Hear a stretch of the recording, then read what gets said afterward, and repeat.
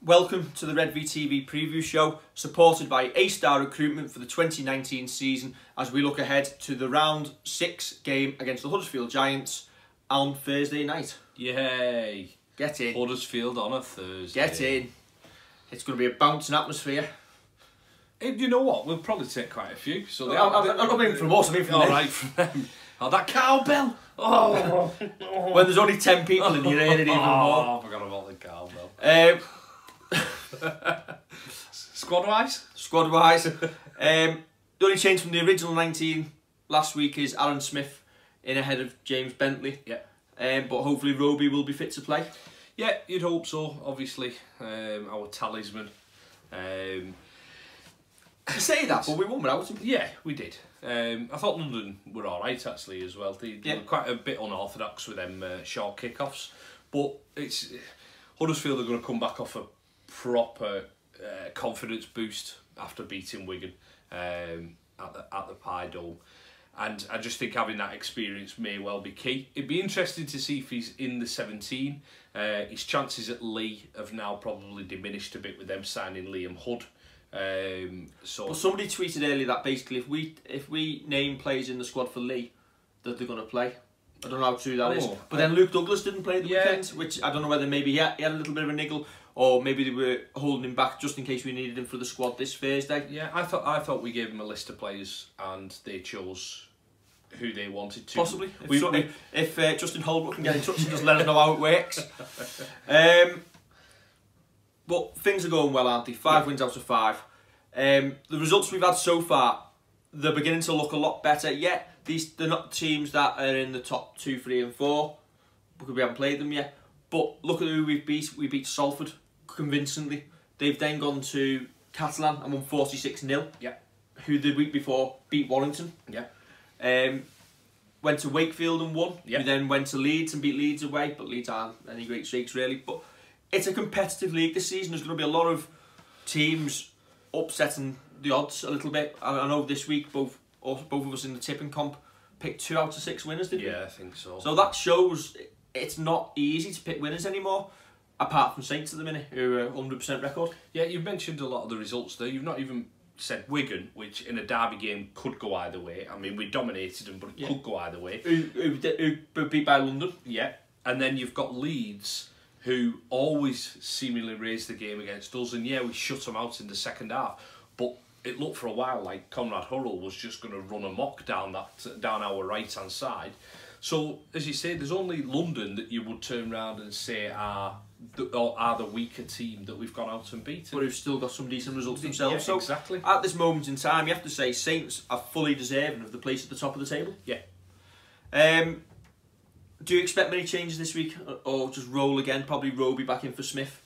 Yeah, it'd be interesting to see what they do with regards to Smith, whether it is just he's the 18th man or whether they put him on the bench. I mean, the weather's forecast to be terrible for Thursday night. So really?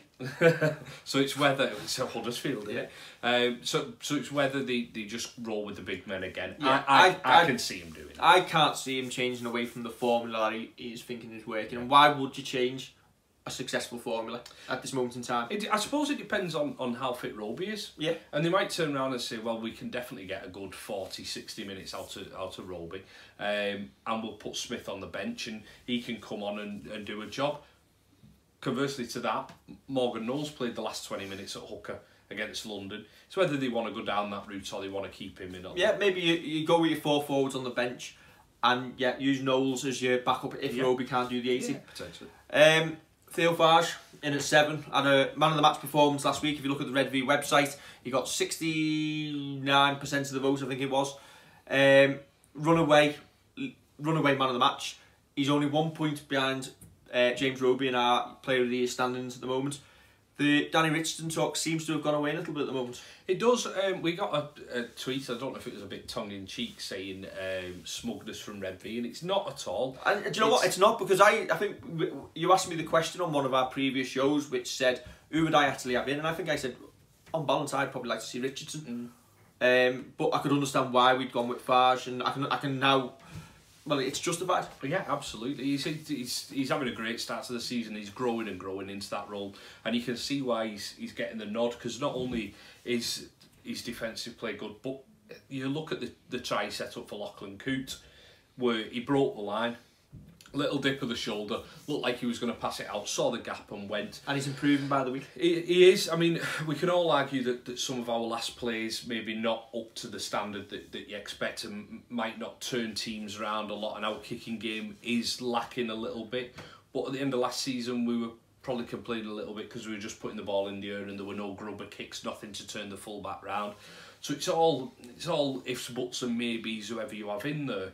It's just interesting to see, while we're on this winning run, how Farge and Lomax play and who takes kind of a little bit more off Lachlan Coote with the kicking game. Regan Grace signed a new contract today at the club, keeping him at the club until end of 2021.